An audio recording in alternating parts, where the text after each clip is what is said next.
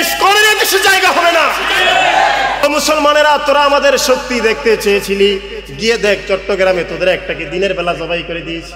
আজকে মুসলমানের মাঝেও, অনেক মুসলমানের বাচ্চাদের মাঝেও কিসের সদস্য আছে? ইসকনের সদস্য আছে। ঠিক না বেঠিক? মনে রাখবেন, এই মুসলিম দেশে ইসকনের মতো ভয়াবহ ডেঞ্জারাস সন্ত্রাসী গোষ্ঠী আর নেই।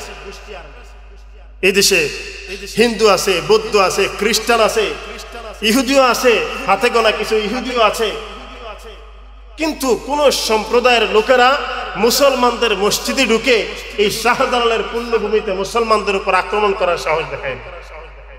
কারা দেখাইছে জানেন? ইসকন দেখাইছে। কারা দেখাইছে জানেন? ইসকন দেখাইছে।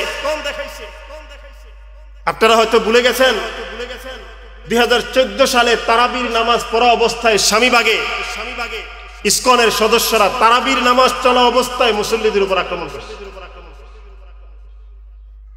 সিলেটে 2016 সালে মসজিদে নামাজরত অবস্থায় মসজিদের পার্শ্ববর্তী মন্দির থেকে মুসলমানদের উপর অজুরে গুলি চালানো হয়েছে।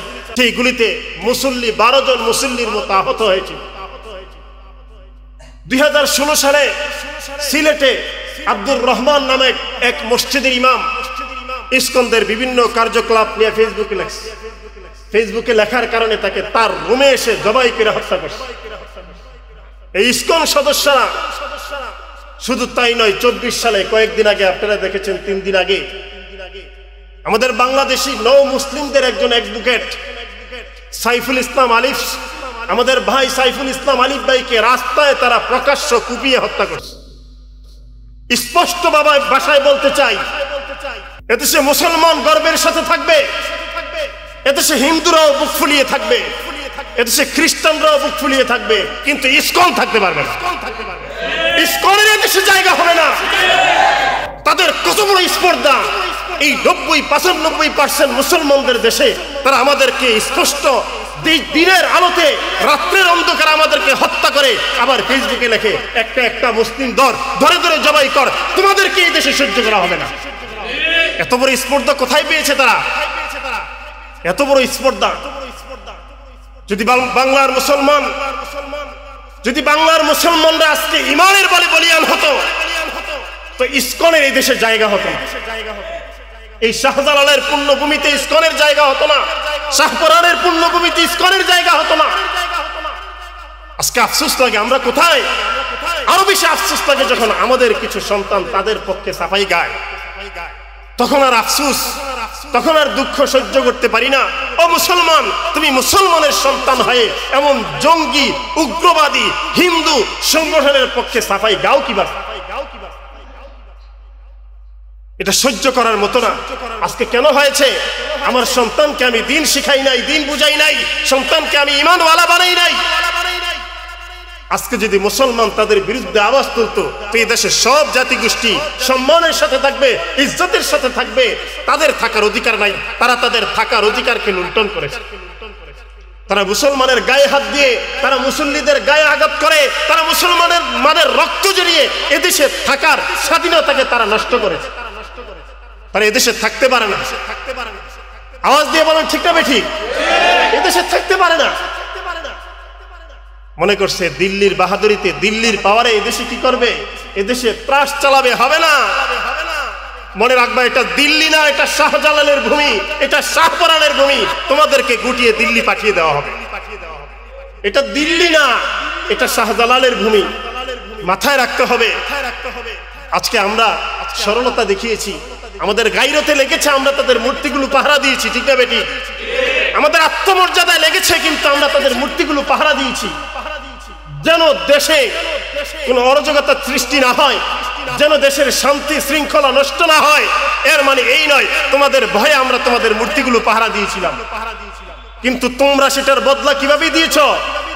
তোমরা আমাদের মসজিদগুলোর পবিত্রতাকে লুণ্ঠন করেছ, আমাদের মসজিদে এসে মুসল্লিদের উপর আক্রমণ করেছ। তোমরা মনে মনে এই চিন্তা করিও না যে আমরা দুর্বল হয়ে দিল্লির ভয়ে তোমাদের মন্দির পাহারা দিয়েছি। না, আমাদের ইমানে লেগেছে, আমাদের গায়রতে লেগেছে, কিন্তু তারপরও আমরা দেশে যেন সাম্প্রদায়িক দাঙ্গা সৃষ্টি না হয় আমরা তোমাদের মূর্তিগুলোকে পাহারা দিয়েছিলাম। কিন্তু তোমরা তোমাদের এই ইজ্জতকে রাখতে পারো না, তোমরা তোমাদের এই সম্মানকে ধরে রাখতে পারো নাই, তোমরা নষ্ট করেছো। ঠিক না ঠিক? বলেন আমরা কি তাদের ভয়ে তাদের মূর্তিগুলো পাহারা দিয়েছিলাম? দিল্লির ভয়ে পাহারা দিয়েছিলাম না, আমাদের গায়রতে লেগেছে, আমাদের ইমানে লেগেছে, আমাদের আত্মমর্যাদায় লেগেছে, তারপরেও দিয়েছি যেন দেশের সম্প্রীতি, সৌন্দর্যতা, সৌহার্দ্যতা যেন রক্ষা পায়। তোমরা সংখ্যালঘু, এই জন্য তোমাদেরকে আমরা কি দিয়েছি? তোমাদেরকে আমরা আমাদের সাহায্যের হাত বাড়িয়েছি। তোমরা এটাকে দুর্বলতা মনে করিও না। যদি আমাদের এটাকে দুর্বলতা মনে করে আমাদেরকে নিধন করার জন্য তোমরা ষড়যন্ত্রের পায়তারা করো, তো তোমাদের থাকার জায়গা বাংলার জমিনে হবে না, হবে না, হবে।